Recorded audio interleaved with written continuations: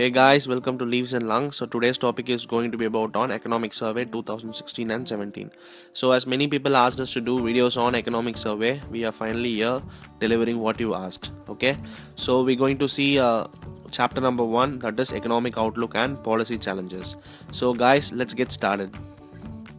So every year when the finance minister released the economic survey, there'll be like a lot of policies and plans which is going to be implemented in the current year. But this year's economic survey, there's going to be a major shift in the underlying vision, like what will be needed to overcome the major challenges and thereby accelerating growth, expanding employment opportunities and achieving social justice also. So this is the major shift. So not only there's been like a huge shift in the underlying vision, so this year has been also marked by like various historic economic policy developments also. The first one is the implementation of goods and service taxes, so which is given by the cabinet last year and will be rolled out from April 1. And the second one is the historic demonetization drive by our Prime Minister Narendra Modi. And finally the shock waves which has created in Europe and US, that is election of Donald Trump as US President and Brexit. So guys, so the first chapter is economic outlook and policy challenges. So as the name itself indicate that it's like an outlook or an outline. So it's like an introduction or even like a preface. So in this chapter we'll see what does the economic survey 2016 and 17 going to hold for everyone. That is, what are the policies that is going to be implemented, and what are the economic reforms, and what are the global challenges that we going to face. So everything will be wrapped up in this chapter. So demonetization is nothing but where your high valued currencies such as rupees 500 and thousands were rendered invalid. So it's like a more or less a radical governance cum social engineering measure which was enacted on November 8, 2016. The aim of the demonetization was very simple, that is to avoid or to curb corruption, to curb counterfeiting, to curb the use of high denomination notes for terrorist activities, and to curb the accumulation of black money generated by illegal ways. So demonetization was not an overnight plan, so it was like initiated from the year 2014 itself. So before demonetization there were like special actions were taken.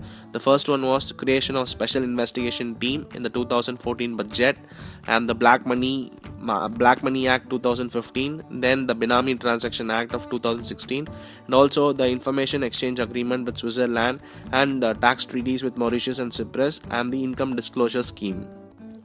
So demonetization was also aimed at signaling a regime change, that is where government is determined to penalize illicit activities and the associated wealth.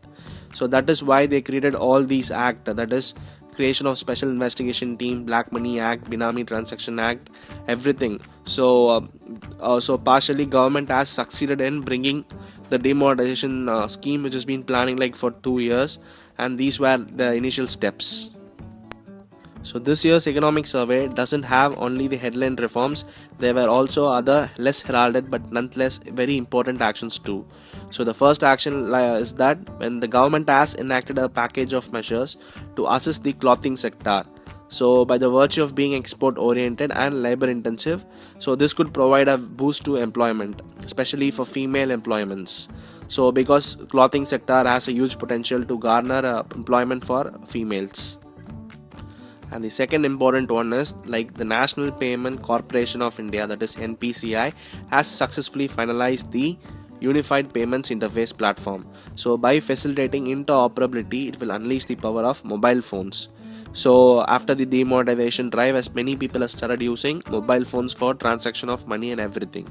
So this will unleash the power of the mobile phones and making the M an integral part of government's flagship JAM, that is Jandan Aadhaar Mobile Initiative. The third one is further FDI reform measures were also implemented, allowing India to become one of the world's largest recipient of foreign direct investment. So even right now it has given 100% FDI in animal husbandry and agriculture food products. So still there is a huge gap between this reality of macroeconomic stability and rapid growth on the one hand, and the perception of the rating agencies on the other. So the economic survey also addresses a key issue, that is, are credit rating agencies reliable? That is, in the recent years the role of the rating agencies have increasingly come into question. So because in the US financial crisis the questions were raised about their role in certifying as AAA bundles of mortgage backed securities that had toxic underlyings. So this is one of the key issue that has to be addressed. Similarly, the rating agency should not only predict the upgrade, they should also predict the downgrade of any financial system. So in this case, the rating agencies have failed to provide warnings in case of any financial crisis. So that is why they are in the limelight of firing zone.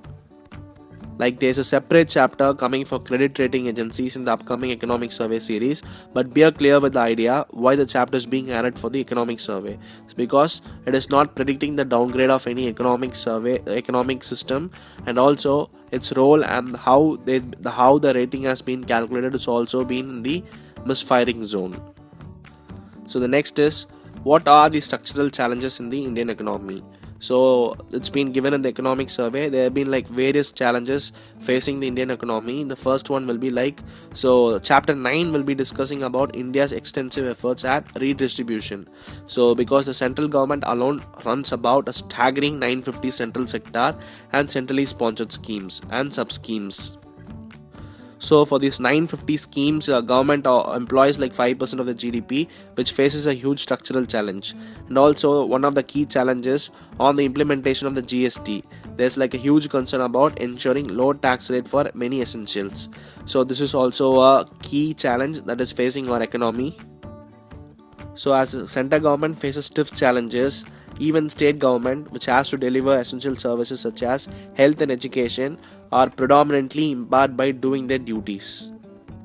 So the next thing is the Cooperative Federalism. So it has been proven as a powerful agent in delivering key services like health and education, and many politicians should establish this principle of Cooperative Federalism because it is seen as an attractive political opportunities, and it can also make the job done.